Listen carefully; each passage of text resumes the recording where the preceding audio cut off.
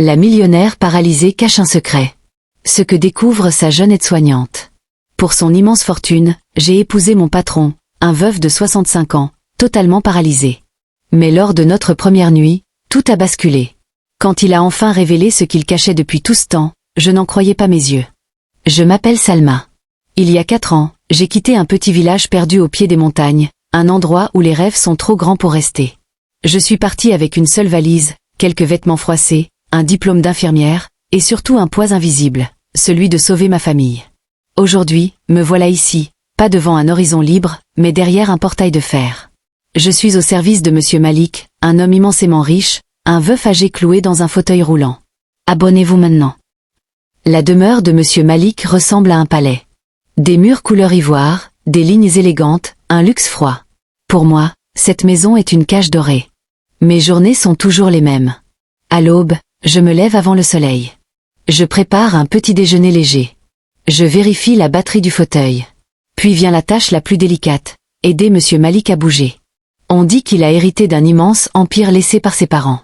Mais ce que je vois chaque jour, c'est un homme élégant, digne, avec des yeux perçants. Des yeux qui observent. Des yeux qui jugent. Des yeux qui savent. Depuis 2 ans, son corps ne répond plus. La paralysie est complète. Un silence s'est installé. Un silence lourd, presque vivant. Salma, apporte-moi le jus d'orange.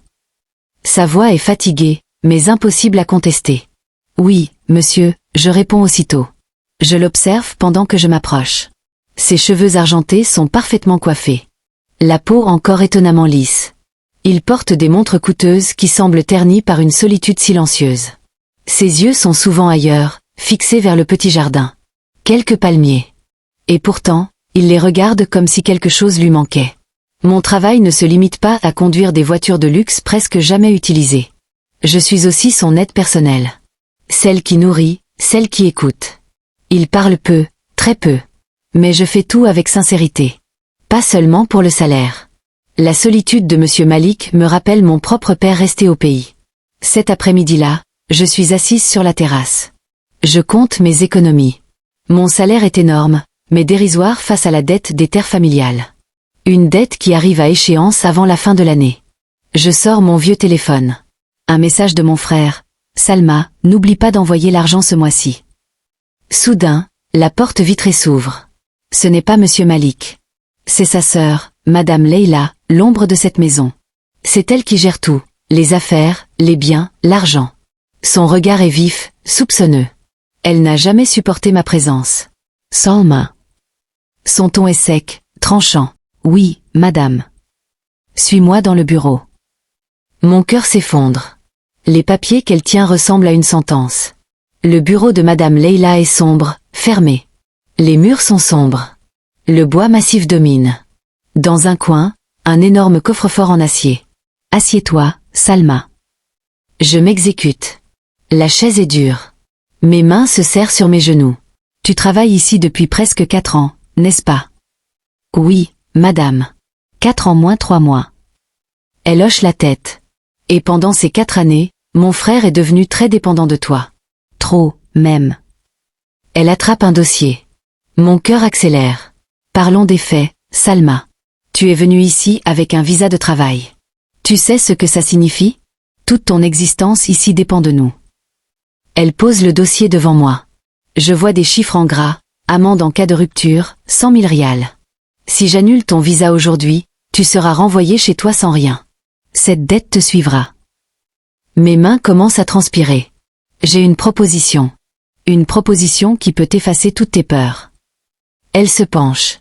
Mon frère est un vieil homme malade et seul. Son héritage doit rester entre de bonnes mains. Il doit se remarier. Le mot résonne, tout disparaît. Le sol, l'air, le temps. Je te donnerai un bonus. Assez pour rembourser la dette des terres de ton père 2 fois. Elle appuie sur le mot. En échange, tu signes un contrat de mariage. Tu deviens sa femme légale. Et bien sûr, tu t'engages à divorcer. Plus tard. Quand son état se dégradera. Je ne suis pas une future épouse. Je suis un outil juridique. Tu as le choix, Salma. Tu l'épouses, tu deviens riche, tu rembourses les terres. Ou demain matin, je te fais expulser avec une dette qui écrasera ta famille. Je suis piégée. Donnez-moi jusqu'à demain. Cette nuit-là, je ne dors pas. Je fixe le plafond. Les images reviennent. Le visage de mon père. Ma mère qui pleure souvent. Je comprends, je n'ai jamais eu le choix. Le matin, je prépare le petit déjeuner comme chaque jour. Après le repas, on m'appelle à nouveau dans le bureau. Alors, Salma, as-tu réfléchi? Je prends une grande inspiration. J'accepte. Elle sourit largement. Sage décision. Elle pousse le stylo vers moi. Signe. Ma main tremble.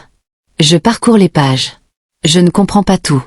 Mais l'essentiel est clair. Un mariage légal, temporaire, sans droit durable. Je ferme les yeux. Je pense à ma mère, à mon père, aux terres sauvées. D'un seul souffle, je signe. Madame Leila récupère les papiers. Bien. Tu fais maintenant partie de la famille. La cérémonie aura lieu demain. Puis elle ajoute, Monsieur Malik est au courant. Il a accepté. La cérémonie est rapide, froide.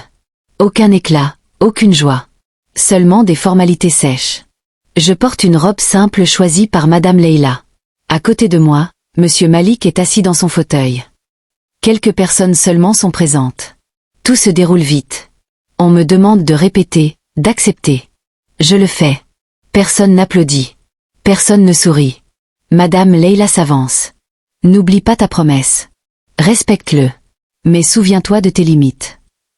Cette nuit, toi et Monsieur Malik resterez dans la chambre principale. Tu continues ton rôle de soignante. Je reviendrai demain matin. Je reste là, face à mon mari, assis dans son fauteuil. Je pousse lentement le fauteuil vers la chambre principale. Une chambre immense. Un lit à baldaquin, des draps de soie. Je l'aide à se laver. Un geste que j'ai fait des centaines de fois. Mais ce soir, tout est différent. Monsieur, avez-vous besoin d'autre chose? Il tourne lentement la tête. Salma, je suis désolée pour tout ça. Je suis surprise. C'est moi qui devrais m'excuser. Je sais que ce mariage n'est qu'un arrangement. Il hoche lentement la tête. Je sais très bien pourquoi tu as accepté. Ta sincérité n'a jamais disparu. Le silence revient. Va te reposer. Tu peux dormir sur le sofa. Je l'aide à s'allonger. Alors que je me relève, il attrape ma main. Sa prise est faible, mais chaude. Merci pour ta gentillesse, et ne crains pas ma sœur. Il murmure avec une étrange assurance. Je m'allonge sur le long sofa. Mais mes yeux se posent sans cesse sur le fauteuil roulant dans le coin. Vers 2 heures du matin, je me réveille. Une soif violente. Je descends à la cuisine, puis je remonte. Dans le couloir, je ralentis. La porte de la chambre est légèrement entr'ouverte. Mon regard va vers le lit. Puis je regarde le coin de la chambre. Mon cœur s'arrête. Le fauteuil roulant est vide. Pas seulement vide. Il est au milieu de la pièce, à plusieurs mètres de l'endroit où je l'ai laissé. Qui l'a déplacé? Monsieur Malik est paralysé. J'entre complètement. Je m'approche du fauteuil. Les freins sont bien bloqués. Je reviens vers le lit. Son visage est calme. Aucune trace d'effort. Et pourtant, le fauteuil a bougé. Je retourne m'allonger, mais impossible de dormir. Une idée me hante, et s'il pouvait bouger? Et si tout était faux? Le matin, je me lève avant lui. Je me précipite vers le fauteuil. Il est de nouveau à côté du lit, branché, frein verrouillé. Après le déjeuner, je retourne dans la chambre. Et là, je m'arrête net. Un morceau de tissu, le châle qu'il portait la nuit du mariage, coincé sous une roue du fauteuil. Je m'accroupis. Ce tissu n'a pas été effleuré. Il a été pincé, écrasé. Une trace nette de friction. Impossible si le fauteuil n'a été déplacé que par mes mains. À cet instant, tout s'éclaircit. Quelqu'un a utilisé ce fauteuil. Et dans cette maison, une seule personne est censée être paralysée. Monsieur Malik. Ce soir-là, je décide d'observer sans provoquer. Il est 2h30. Le silence est total. Soudain, un frottement léger. Très lentement, il repousse la couverture. Puis l'impossible se produit. Monsieur Malik s'assoit au bord du lit. Je manque de crier. Il n'est pas paralysé. Avec une grâce tranquille, il pose les pieds au sol et se lève. Droit. Sans aide. Sans hésitation. Je l'observe à travers mes paupières. Il marche lentement vers la porte, la verrouille 2 fois, puis revient vers moi. Son regard longtemps, lourd de décision. Puis il parle. Cette voix n'est plus celle d'un vieil homme faible. C'est une voix claire, ferme, autoritaire. Salma, je sais que tu es réveillée. J'ouvre les yeux. Devant moi se tient un homme que je n'ai jamais connu. Assieds-toi, Salma. Il y a beaucoup de choses que je dois t'expliquer. Je m'assois lentement. Mon esprit est en désordre. Mon père est mort il y a 6 ans. Il m'a tout laissé, absolument tout. Il marque une pause. Et j'ai compris une chose, la richesse attire la cupidité. Les gens autour de moi ne voyaient plus qu'une chose, mon argent. Ils me traitaient bien parce qu'ils attendaient ma mort. J'étais fatiguée. Alors j'ai décidé de tester. J'ai fait semblant. J'ai simulé la paralysie pour voir qui resterait. Et toi, tu es resté. Tu m'as nourri, lavé, porté, sans jamais me demander quoi que ce soit. Un léger sourire apparaît. Tu as réussi le test. Je reste muette.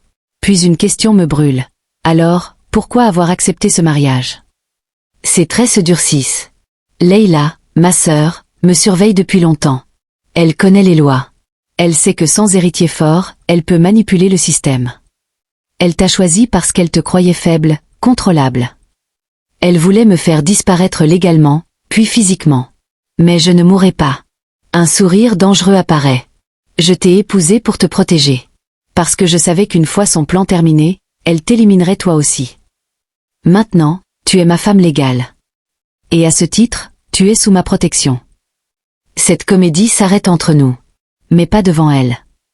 Ses yeux brillent. Le jeu commence.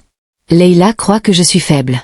Elle ignore une chose essentielle. L'homme qu'elle pense contrôler se tient déjà debout derrière elle. Donc nous continuons à jouer, je murmure. Il hoche la tête. Oui. Tu restes l'aide-soignante docile, la femme obéissante. Mais entre nous, tu es mon allié. À cet instant, je comprends. Je ne suis plus seulement prise au piège. Je suis au cœur d'un affrontement. Le fauteuil restera. Je m'en servirai le jour. C'est mon arme la plus puissante. Tant qu'elle me croit faible, elle se relâche. Pendant des heures, Monsieur Malik m'explique les lois, les héritages, les sociétés. Tout a commencé quand je lui ai donné plein pouvoir l'année où j'ai perdu l'usage de mes jambes. Ton mariage à ses yeux était la dernière pièce du puzzle. Elle pensait avoir gagné. Elle ignore une chose essentielle. Ce lien me protège juridiquement. Et toi maintenant, tu es mes yeux, mes oreilles. Que dois-je faire? Reste toi-même, sincère, docile.